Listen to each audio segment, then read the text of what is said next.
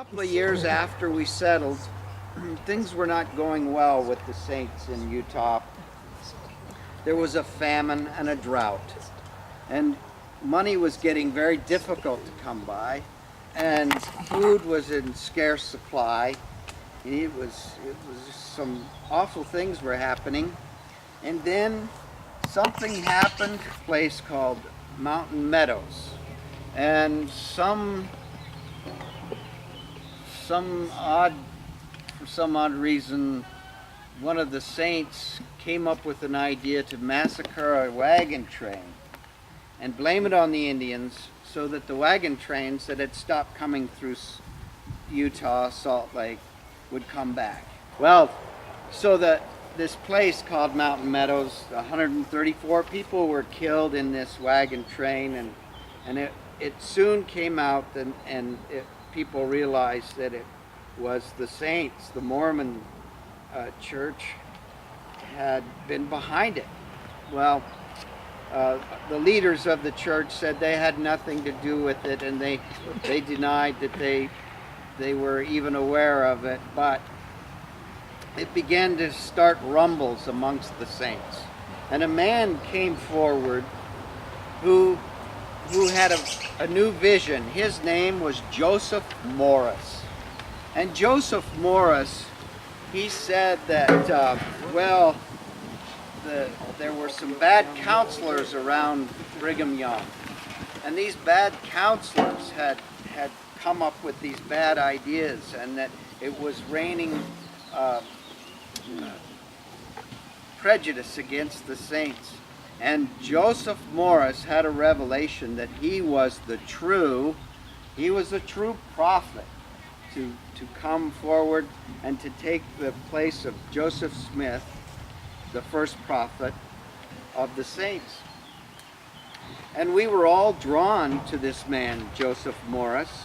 Some called him Prayin' Joe, and some called him the Sleeper.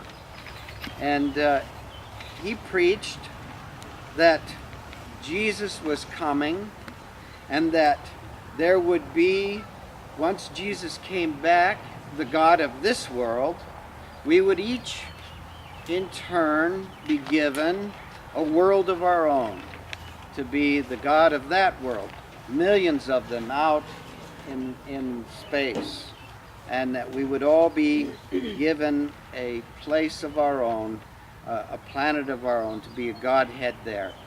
And Joseph Morris also preached that he had been reincarnated, and that there was, in fact, many of us that might have been reincarnated over the years.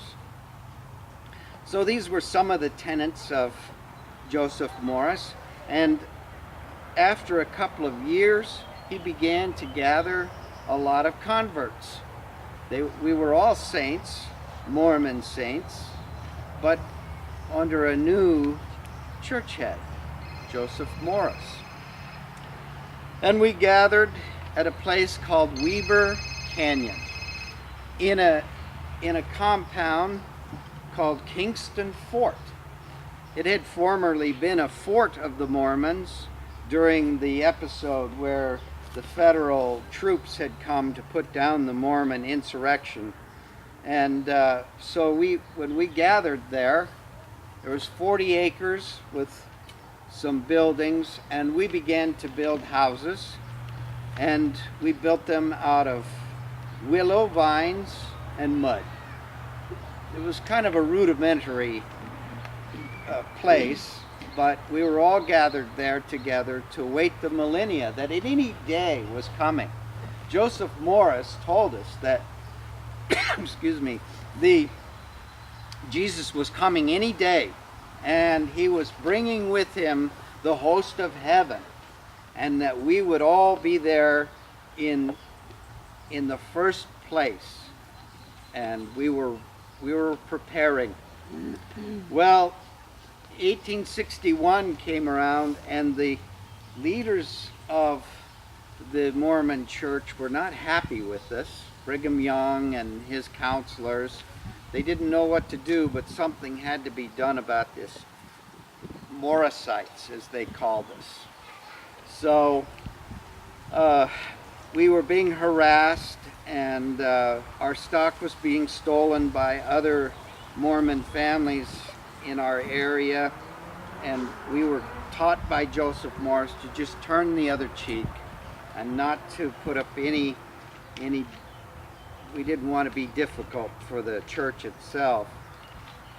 And one day someone outside of our community brought a writ against us, and so the sheriff in Salt Lake, the sheriff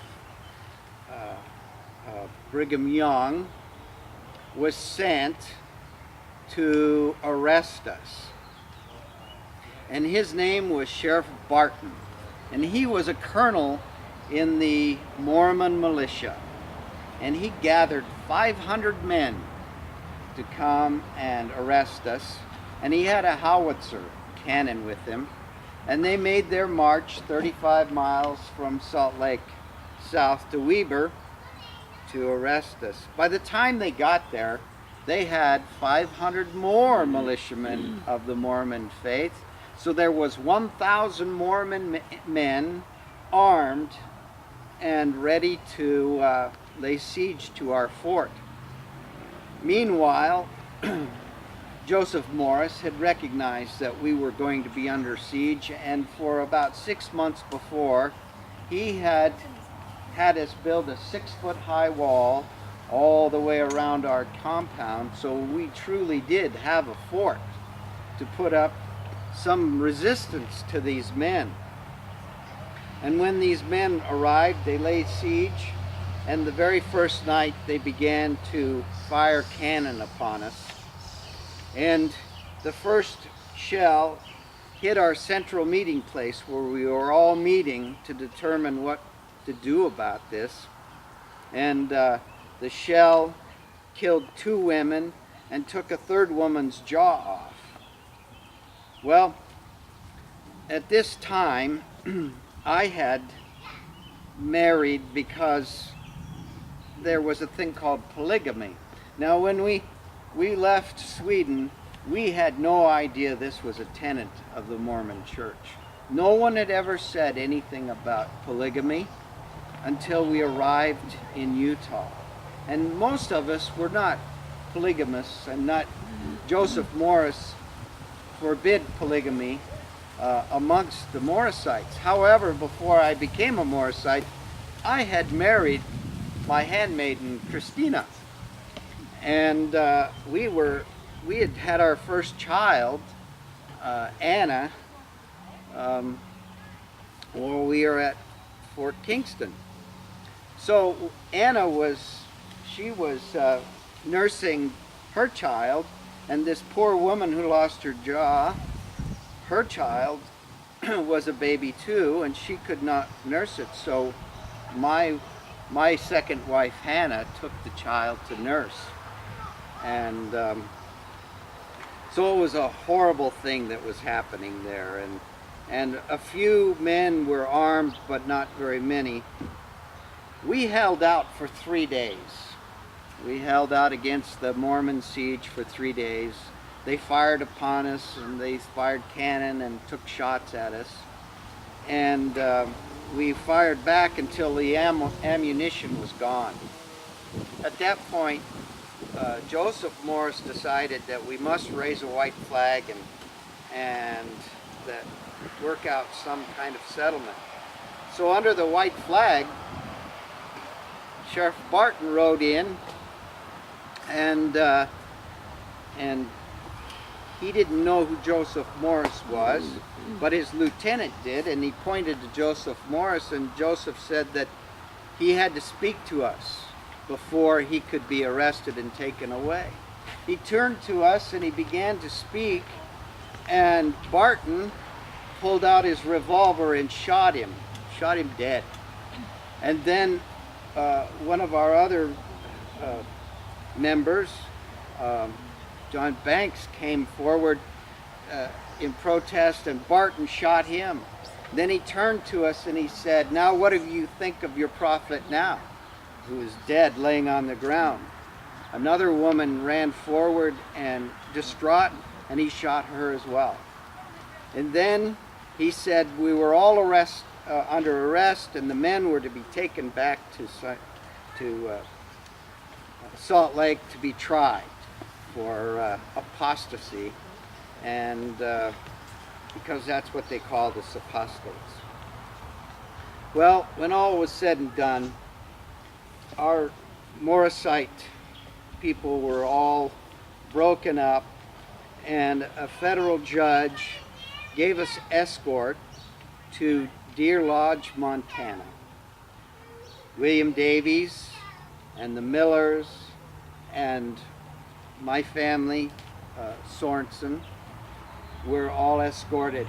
My first wife, Hannah, though, she was so distraught from all of the things that happened there, she refused to leave. And so my first 3 children stayed behind with her in Utah, while I took my second wife, Hannah, and our first child, and we went with the others to Deer Lodge.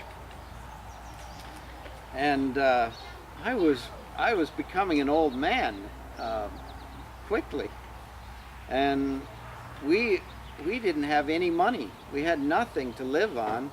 So for 4 years we worked in the gold fields, cleaning other people's laundry and doing whatever things we could. And we stayed together. William Davies became our leader, but he was very depressed, and things were not going well. And the things that we had believed so fervently of Joseph Morris didn't seem to come true. We were all ready to become saints and the coming of Jesus, but nothing had come about, and we were all depressed. Meanwhile, we had some more children, Christina and I. We had Joe, and then we had August, and we had Isaac, all while we were waiting, finding out what to do. When one day William Davies had an epiphany, a message from God, that we were to go down the Mullen Road to a place called Walla Walla, and there a place would be made for us for the coming. So we followed William Davies to this place, to this valley called Walla Walla. And the first night we arrived here down the Mullen Road, which is just out this way, the first night we met in camp with some men who said they had a farm of 80 acres to sell. And so the money was put together. William Davies went out to take a look at it, and it was south of the town and up towards the mountains, up at the head of Russell Creek. And William Davies took one look at it and said, "This is the place," much as Brigham Young had done when they saw the Great Salt Lake Basin. So we went. There was at that time there was about 40 of us that were gathered, and we set up a place to live, and we began to farm this 80 acres. And as we did, William Davies set up the compound. It was much like this right here. There were these buildings in a square, and in the middle was William Davies' home, and that was holy ground.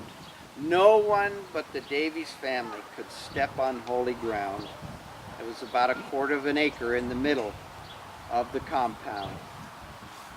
So we all gathered around, and we were farming, and Davies would have visions regularly of the church that he was to build, and the place was called the Kingdom of Heaven.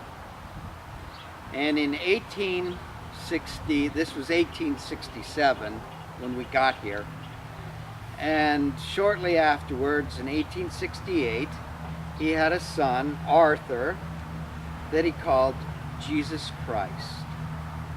And it was revealed to them that Jesus was here now, and William Davies had been the archangel Gabriel at one time, and had also been Moses, and now he was William Davies, and he was the Holy Spirit. And a year later, David was born, and he was God the Father. So lo and behold, we were finally in the midst of the Holy Trinity. The God the Father, Jesus Christ, and the Holy Spirit were all living amongst us. And we were so happy that finally the kingdom of heaven on earth we were in the midst of it. Well, my wife didn't think that was quite the way it should be. And we had finally given birth to our last child, Lena, in 1870.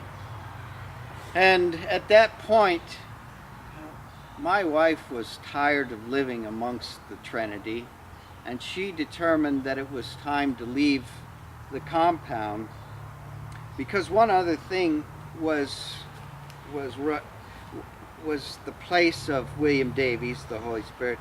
He could have visits with any woman in the compound, and it came time for his visit with my wife, Christina, and she determined that wasn't going to happen.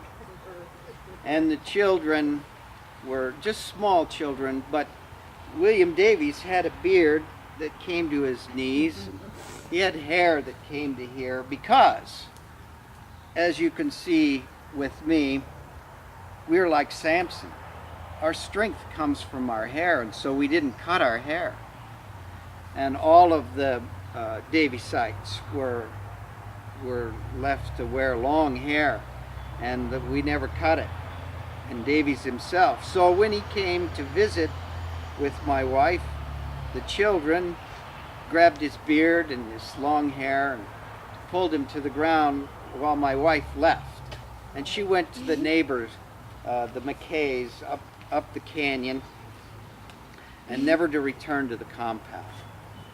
And she set up a homestead, but I could not leave my friend and my confidant and the Trinity, and I refused to leave the compound, and so there I stayed.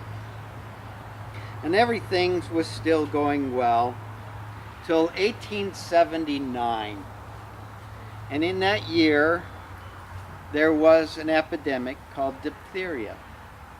And it spread through the valley, and it spread up our little canyon, and it hit our compound, and before we knew it, God the Father and Jesus Christ had died of diphtheria, and their mother as well. This didn't go well with the group, because how could God the Father and Jesus Christ die of a disease? And then things began to fall apart for our compound, because people were dissatisfied, and William Davies owned everything. Everything was in his name, including all of the money, the property, and many of us hadn't been paid. And so in 1881, there was a court case and a demand for $3,200 in payment for wages, and Mr. Davies had to pay, and in order to pay, he had to sell all the property and the goods with it. And our band, our Utopia, was sold away, and we were all disbanded. Mr. Davies ended up building a little cabin on a neighbor's property named Seth Farrell, and that's it right over there. That cabin that you see right over there is William Davies' cabin, built in 1882 after our compound had fallen apart. And he also, at that time, married the school teacher, Miss Perkins, and started a new family. Under his old wife, Sarah, they had had 12 children, but 2 of them died in diphtheria, the others were older, and so eventually Mr. Davies went off to California with his new wife and family. I was left as an old man. I'm 80-some years old now, and what can I do? I live in a shack, and I write about all the things that I've learned about the saints, because I still consider myself a saint, and I'm kind of I'm still considered an apostate in the Mormon Church, but now I can't go and meet with other saints because of my apostate, so I'm kind of alone, and my daughter comes and takes care of me, visits me, my daughter Lena, and I'm still waiting. I'm waiting for the new millennia to come, and I'm ready, and I'm watching. But these are the reasons why I ended up here, and why I came to America was I was looking for the truth and the second coming of Jesus Christ and the new millennia that I was prepared to be part of. And I was not alone. This was the reason why many of us came from the old world, from Europe, to be here, because of this great, wonderful land that we heard about that was all ready for new immigrants, and that Christ was coming again here because Joseph Smith had found some tablets that said so. And so that's my story. That's how I came to this place, Walla Walla, and now I'm opening up to you for any questions that you might have. Yes.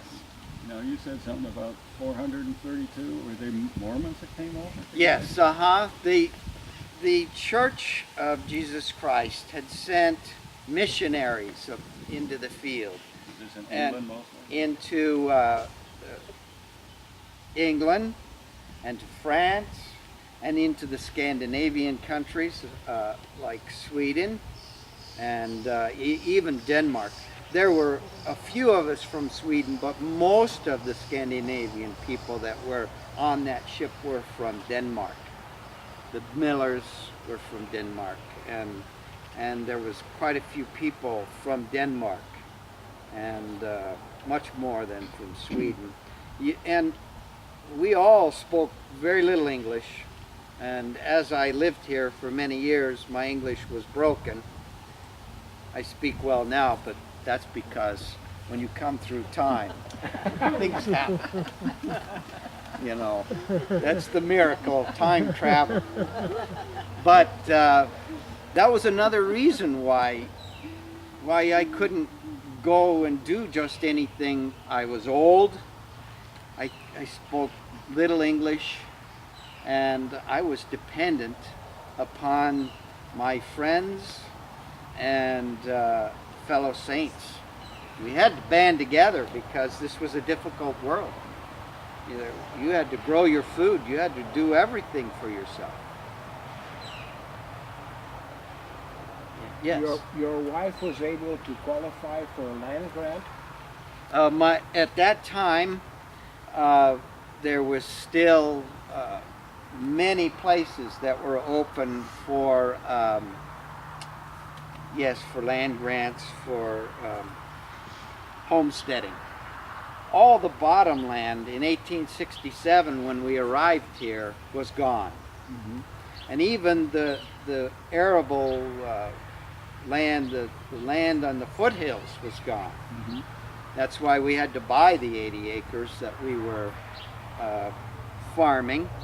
And Mr. Davies was really good at getting new converts, and at the peak of our compound we had 140 people there. Oh, that many? Yes. And he advertised in the local paper that we were growing sugar cane. We're thinking of pineapple. There were so many crops that we could grow on our fabulous piece of land. And he had learned this from the Mormon missionaries, Okay. who had told us of the great and wonderful things that could be grown in Utah. And I'm sure we could have if it hadn't been for the drought. So yes, we came here, and in the compound we also had, as with the saints in Utah, there were always avenging angels. The avenging angels were men who kept order amongst the saints. And in the Davies site compound, we had just the right man for that job. His name was Grosvenor Andrus. Of course, he went by the Western name of Grover Andrews, but he was Grosvenor Andrus. He was a huge man. He was a blacksmith by trade, and extremely strong and red-headed, with ringlets that came down to his waist.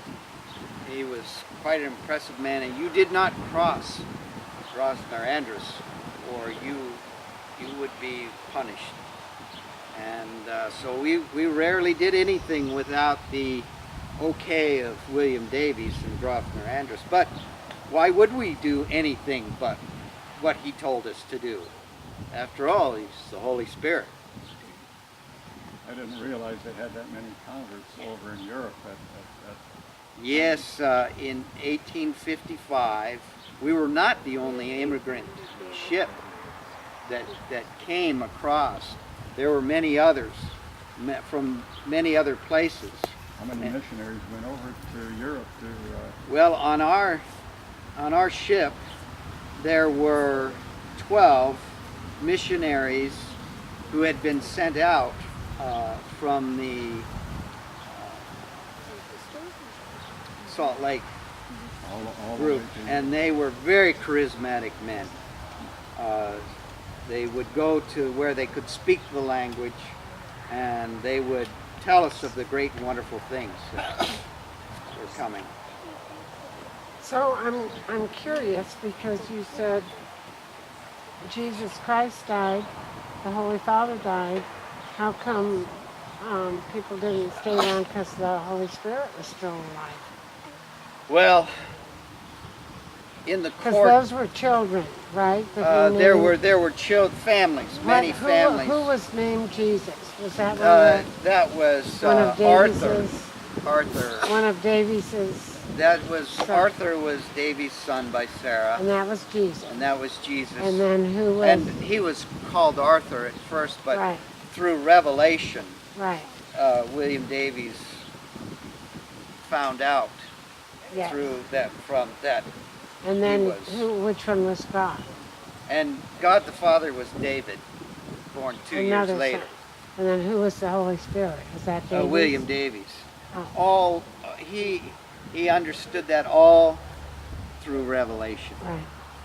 and so So he survived. The Holy Spirit yes, survived. yes, William Davies survived, Mhm. and alive and well as far as I know. I haven't seen him, but when we had the court case here in the courthouse in Walla Walla, I was put on the witness stand, and I was asked about these things, and they asked me, how did you believe that these were the Trinity living amongst you, and were you willing to allow your wife to be a part of William Davies? And I said on the witness stand under oath, whatever Mr. Davies says, I believe to be the gospel truth. Wow. Mm. Because if he said it, I knew it was true, just as I had believed Joseph Morris too. Did you say Mormons were massacring other Mormons back then? No, that was, you see what had happened was the Mormons were making their living by trading with the wagon trains coming through Salt Lake. It was the main thoroughfare on the Oregon Trail.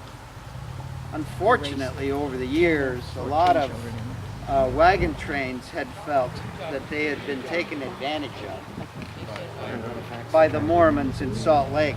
As a matter of fact, many Mormon men believed that it was their right to go up to a wagon train and take any woman, any girl that they thought that they would be married to. They grabbed the women, but not the goods so much. Then. And then they also believed at times that it was their right to take goods from the wagon trains. And then for those that were coming through who were starving, it was the right of the Mormon people to charge whatever they could for the food that they were providing. And so the wagon trains began to split in a northern and southern route, bypassing Utah completely. And so there was a combination of things that were happening. There was this period of drought, and it was difficult to grow any crops in the mid-1850s in Utah. And the wagon trains, which were the lifeblood, the money coming to the saints, were bypassing. And so it was the plan of as I understood, the plan of an adopted son of Brigham Young's. Brigham Young had 21 wives, and one of those wives had a son who was in not far from Mountain Meadows in a parish there, or a stake there. And he came up with the idea that if they dressed up as Indians and massacred a wagon train, that the wagons then, out of fear, would come back under the protection of the Mormons in Utah and come back through Salt Lake. And the claim was that he had asked Brigham Young, had sent a message to Brigham Young to ask if that would be a good idea. And Brigham Young said, according to Brigham Young, no, that would not be a good idea. Do not do that. Well, the man did it before he got the message back. And it wasn't long before the truth came out, and everyone knew that this had happened, and it went all the way back to the east. This was a wagon train of not just ordinary people, but very wealthy people. And that did not set well with the people in the east. And at that time, the federal government, the President Pierce, I think it was Pierce, decided that something had to be done about these Mormons, and sent a contingent of U.S. troops to put down this insurrection. And General Harney was on his way here, and something happened that turned him back. But he was going to hang the 12 apostles for the deed that had been done. But a man named Steptoe in this very fort had been attacked by Indians in 1862 and 61, somewhere in there. And General Harney was advised to turn around and come back down through the Isthmus of Panama and back on a ship around all the way here. And so the saints were saved.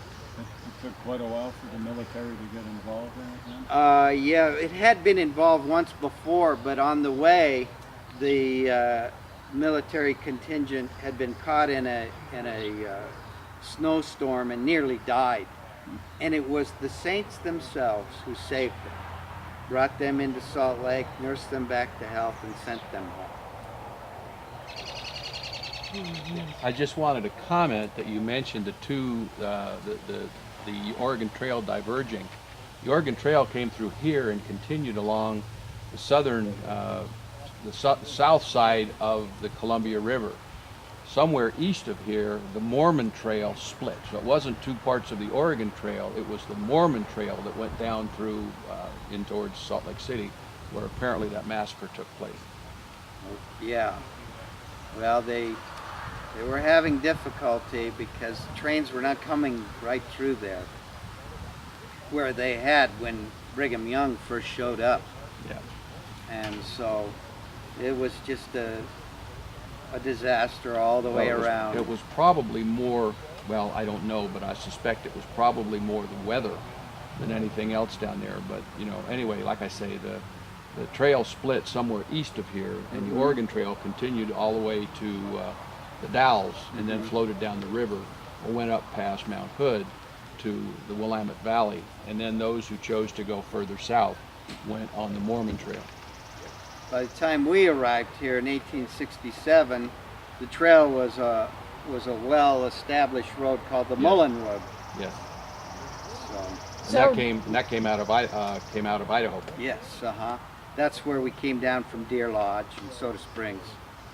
So when your wife said, I'm out of here because of Davies, did you see her again? We never lived together again. And Did you see she and the children at all? the children would come by When they and were see older. me. Yeah. Yes, someone had to bring me food because you know I haven't died yet, so Yes, I know. And you look wonderful. Thank you. You know, it's nearly 1900 and I feel very old and I don't know what's to become of me. I'm still waiting for that second coming. Yeah. And I have stacks and stacks of papers and books that I've written and studied upon because that's what I do all the time. Study those books and papers. You look just like one of the prophets from the Old Testament. Well, Samson, Except for your nice Samson, I tuxedo like to pants. think, because I continue Now, to have do you, long hair. your character, but you, as a child, did you not have a strong family sense? You mean in And Cellurude? that's why you were looking for something else? Well, And in Sweden, in Cellurude, everything has been done the same way for 1,000 years. Mm, And the king owns everything in Sweden, and we're prosperous, but we're told what to believe, and the church has been there for 1,000 years, and Cellurude is really not a town, but a parish of a church, and we all have our little hovels and places. They tell me that nothing's really changed even to this day there, that 150 years later, it's the same place. mm. And the longing to be part of something bigger is what drove all of us converts. At the time that this was happening, there was a movement throughout the world called the Great Awakening. And Protestant churches were booming, sending missionaries everywhere. And for all practical purposes, the saints, the Latter-day Saints, were just another Protestant sect. It was no different than the Methodists. It was no different than the Baptists, which were a very young group then. And we saw no difference whatsoever, other than the fact that a new book had been found in the new land. Well, everyone, God must have made a way for everyone on earth. So this was very easy to believe and understand, and that this prophet Joseph Smith had found this wonderful tale, and that we had all thought that, well, Jesus was going to come back to the Middle East, and how are we going to be part of that? Well, here was this story of he was coming to this new land, and that we could be one of the saints and one of the people there at the beginning of the new millennium. This was a wonderful thing. It was so exciting that we were all going there to be part of it. And we all believed the same thing. And we were all in unity. And our leaders were sanctioned by the church in Salt Lake and by the leadership there. They hadn't said a lot of things that were happening there, polygamy being one. Right. We were not aware of polygamy until we showed up in Utah. So there wasn't a lot of hope for people in Scandinavia, so they were looking for something. You were part of the parish. The fathers told you what to think and what to do, and you went to the church, and you were blessed, and there was no hope of anything coming now. It was just the same old thing. And they told you who you would marry, and they told you what you would do and who you would be, and I lived half my life that way. And so these missionaries, they came and they painted a picture of hope and wonderment that was irresistible. What was the name of the church in Scandinavia? Well, it's a church, the Swedish church would be Lutheran. a Lutheran? Byzantine Lutheran church, you might say. A sect of what had been the Byzantine Empire that was now... Is there a state church in Sweden? There was a state church. So, You had a very interesting life. pardon me? You had a very interesting Yes, he did. Well, I am an old man, and in my day, there aren't very many men as old as me. No.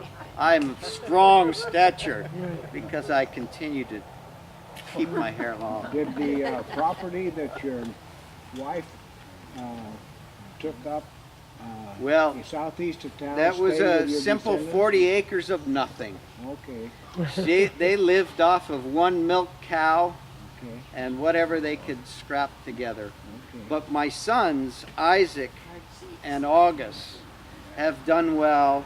They have started homestead to the east of us and mountain property, and they have a fine wheat ranch, and they are doing well. One of my daughters has married, and well, actually both of my daughters have married, Anna and Lena. And Lena is married to a Frenchman named Poirier. Okay. I lost I forgot to tell you, this is a sad story. I lost my first son, Joseph. Joseph was about 12 years old,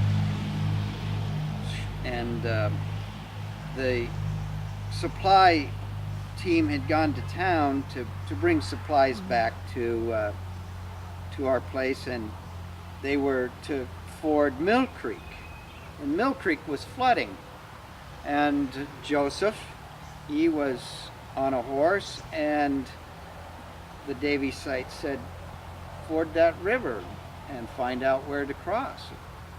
Oh, I can't ford that river. I'm too young, too small. Oh, just get across the river. And so he started across the river, and somehow the horse was spooked, and young Joseph fell off and he floated down river, and he grabbed a hold of a tree, and no one could get to him, and he clung there for life for a while, and then he drowned. And this was shortly after my wife had moved away from the compound, and it was just one more thing that drove a stake between us. She was very angry for the rest of her life, even now. So did your children stay Mormons? No, they don't seem to be very interested in anything I believe. I'm sure my wife has turned their heads against the saints, because it has not been good. But my first children are all Mormons, and they've struggled in Utah, but they remain Mormons. And my first wife, she went insane. That's the only way I could say. After the trauma of Fort Kingston, she was never the same. She always had to be taken care of. And Not sure what you're saying, just a minute. What a story. Thank you. Yes.